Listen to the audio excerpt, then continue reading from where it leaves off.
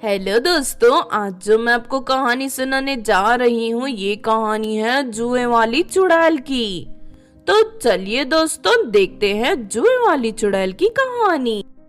देखिए जी, आज मैंने आपकी फेवरेट मटन बिरयानी बनाई है। आप जल्दी से हाथ धो लीजिए, फिर दोनों बैठकर मजे से खाएंगे। अरे वाह, मटन बिरयानी! फिर तो आज मैं पेट भर के खाना खाऊंगा। इसका मतलब रोज आप आधा पेट खाना खाते हैं।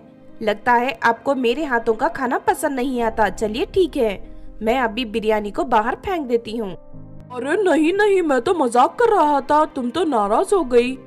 चलो चलकर बिरयानी खाते हैं। उसके बाद दोनों बिरयानी खाने लगते हैं, लेकिन तभी अचानक दोनों के पेट में दर्द शुरू हो जाता है। अरे नैना, अचानक मेरे पेट में बहुत तेज दर्द हो रहा है। मेरा भी यही हाल है रोहन, ये क्या हो रहा है? दोनों पति पत्नी दर्द से तड़पने लगते हैं। तभी अचानक उन दोनों का पेट फट जाता है और वो दोनों मर जाते हैं। उनके मरते ही खिड़की से एक चुड़ैल अंदर आकर दोनों का मांस खाने लगती है। वो चुड़ैल बहुत खतरनाक थी। वो लोगों के खाने में अपने सर के भूतिया जुए मिला देती थी। फिर खाना खाते ही वो भूतिया जुए लोगों के पेट में चली जाती थी और उनका पेट फाड़कर उन्हें जान से मार देती थी। इस तरह धीरे धीरे चुड़ैल शहर के बहुत सारे लोगों को मारकर खा जाती। सभी लोग जुए वाली चुड़ैल के नाम सुनते ही डर के मारे कांपने लगते थे। फिर एक दिन, पिंकी आज तेरा जन्मदिन है ना, शाम को सब लड़कियां तेरे घर में खाना खाने आएंगी। नहीं नहीं, इस साल मैं अपना जन्मदिन नहीं मनाऊंगी। मुझे डर है कि कहीं मेरे केक के ऊपर वो जुए वाली चुड़ैल अपनी भूतिया जुए ना डाल दे। अगर ऐसा हुआ तो हम सबका पेट फट जाएगा और सभी मर जाएंगे। तू ठीक कहती है, जब से हमारे शहर में ये जुए वाली चुड़ैल आई है, हम लोगों का जीना मुश्किल हो गया है। अब तो जब भी मैं घर में खाना खाती हूँ तो हमेशा मुझे यही डर लगता है कि खाना खाने के बाद मैं जिंदा बचूंगी या नहीं। पता नहीं ये सब कब तक चलेगा। कोई उस चुड़ैल को पकड़ता क्यों नहीं? अरे उस चुड़ैल को पकड़ने की किसी में हिम्मत नहीं है। इस तरह पूरे शहर में उस जुए वाली चुड़ैल के चर्चे होने लगते हैं। फिर एक दिन चुड़ैल एक शादी में जाकर वहां रखे खाने में अपने सर की ढेर सारी भूतिया जुए मिला देती है। फिर उस खाने को खाते ही शादी में आए सभी लोगों के पेट फट जाते हैं और वहां चारों तरफ लाशें बिछ जाती हैं। उसके बाद चुड़ैल एक एक करके सभी लोगों का मांस खाकर वहां से चली जाती हैं। उस शहर में अंजलि नाम की एक लड़की रहती थी। अभी कुछ ही दिनों पहले चुड़ैल ने उसके माता पिता को मार डाला था। अंजलि किसी भी कीमत पर चुड़ैल से बदला लेना चाहती थी। अंजलि लाल पहाड़ी पर रहने वाले तांत्रिक के पास जाकर उस चुड़ैल को मारने का उपाय जान लेती है। आपका बहुत बहुत शुक्रिया तांत्रिक जी, आज उस चुड़ैल की जिंदगी का आखिरी दिन है। इसके बाद अंजलि एक मैदान में बहुत बड़े बर्तन में बिरयानी बनाना शुरू कर देती है। बिरयानी की खुशबू सूंघते ही चुड़ैल उस मैदान तक पहुंच जाती है। लगता है आज यहाँ बहुत सारे लोगों की दावत होने वाली है। मैं अभी जाकर उस बिरयानी में अपने सर की भूतिया जुए मिला देती हूँ। लेकिन चुड़ैल जैसे ही बिरयानी के बर्तन के पास पहुँचती है कि तभी उस पर एक जाल आकर गिर जाती है और चुड़ैल जाल में फंस जाती है। अरे नहीं, मेरे साथ तो धोखा हो गया। चुड़ैल अपनी नुकीली दांतों से जाल को काटना शुरू कर देती है, लेकिन तभी वहां अंजलि आ जाती है। उसके बाद अंजलि ढेर सारा जादुई शैम्पू चुड़ैल के बालों में डाल देती है और देखते ही देखते चुड़ैल के सारे बाल जल जाते हैं। अब चुड़ैल के सर की सारी भूतियां जुए जलकर मर गई और साथ ही इसकी सारी शक्ति भी खत्म हो चुकी है। इतना कहकर अंजलि चुड़ैल पर चाकू से वार करके उसके शरीर के टुकड़े टुकड़े कर देती है। इस तरह अंजलि अपने माता पिता के साथ सभी मासूम लोगों की मौत का बदला ले लेती है। फिर उस दिन के बाद से शहर के लोग सुकून की जिंदगी जीने लगते हैं।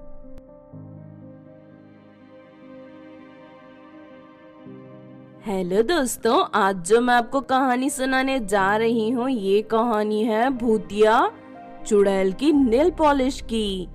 तो चलिए दोस्तों देखते हैं चुड़ैल की नेल पॉलिश की कहानी।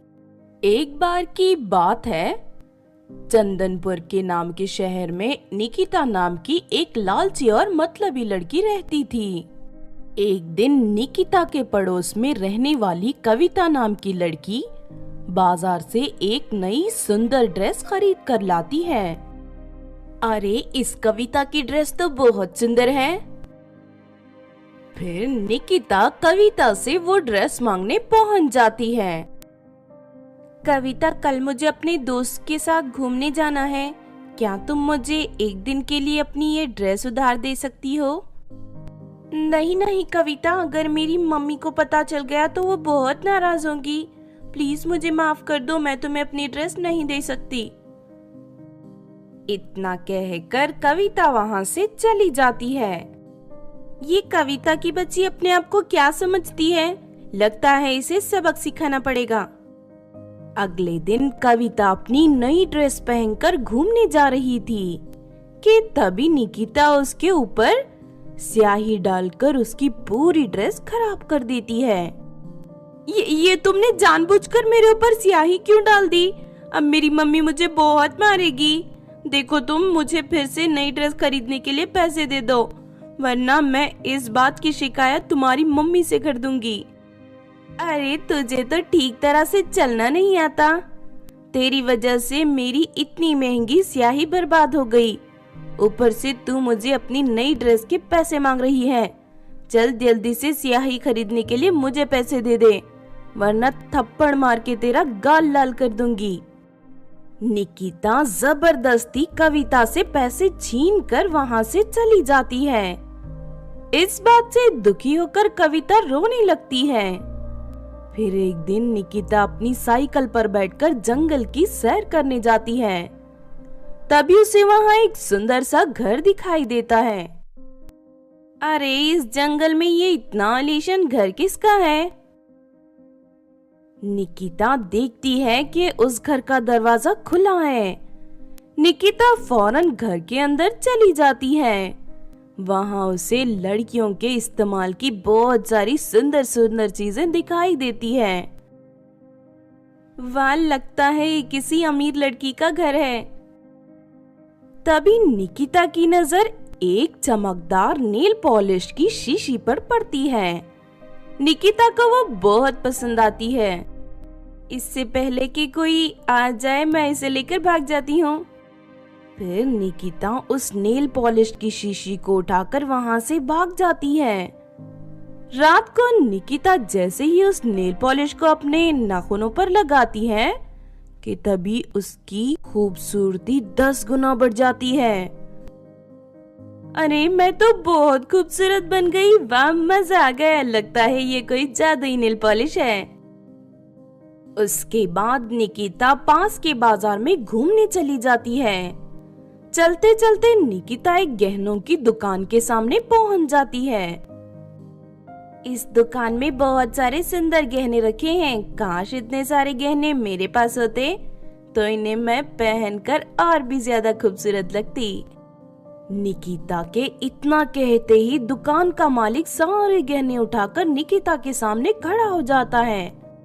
ये लीजिए मैम साहब, ये सारे गहने आप ले जा सकती हैं। इतना कहकर वो आदमी सारे गहने निकिता को दे देता है। ये देख निकिता खुशी से उछल पड़ती है। अरे वाह, इस नेल पॉलिश को लगाने के बाद से मैं जो चाहती हूँ वही हो रहा है। अब मैं कुछ भी कर सकती हूँ। लेकिन तभी निकिता देखती है कि कविता एक बहुत ही हैंडसम लड़के के साथ बैठी आइसक्रीम खा रही है। ये देख, निकिता को उससे बहुत जलन होती है। अरे इस बदसूरत कविता को इतना हैंडसम बॉयफ्रेंड कहाँ से मिल गया? अभी जाकर इसे सबक सिखाती हूँ। फिर निकिता कविता के फ्रेंड से कहती है, मेरी बात सुनो, तुम अभी इस कविता को 10 थप्पड़ मारो और मेरे सामने घुटनों पर बैठकर मुझे प्रपोज करो। निकिता के इतना कहते ही कविता का फ्रेंड कविता को थप्पड़ मारना शुरू कर देता है। क्यों रे कलमोही, आज मैं तुझे नहीं छोड़ूंगा। आज मार मार के मैं तेरी चटनी बना दूंगा। इस तरह कविता का फ्रेंड उसे खूब मारता है और निकिता के सामने घुटने टेक कर कहता है, मैं तुमसे बहुत प्यार करता हूँ और तुम्हारे लिए कुछ भी कर सकता हूँ। क्या तुम मेरी गर्लफ्रेंड बनोगी? ये देख कविता रोने लगती है। इस बात पर निकिता जोर जोर से हंसती है, लेकिन तभी वहाँ एक चुड़ैल आ जाती है।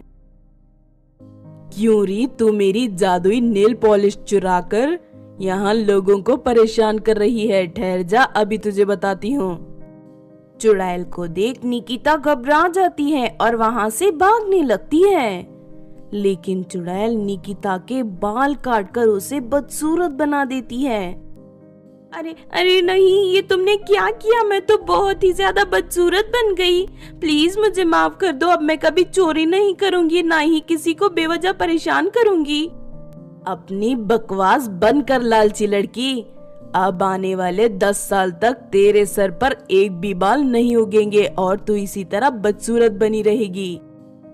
उसके बाद चुड़ैल अपनी नेल पॉलिश लेकर वहाँ से चली जाती है। निकिता को अपने किए की सजा मिलती है। तो आपने देखा दोस्तों चुड़ैल की नेल पॉलिश की कहानी। इस कहानी से हमें ये सीख मिलती है कि चोरी करना बुरी बात है और हमें कभी बेवजह किसी मासूम को नहीं परेशान करना चाहिए। अगर ये कहानी आपको अच्छी लगी हो तो जरूर लाइक करें और हमारे चैनल छोटू टीवी को सब्सक्राइब भी कर लें। और हाँ दोस्तों, हमें कमेंट करके जरूर बताना कि आपको कहानी कैसी लगी।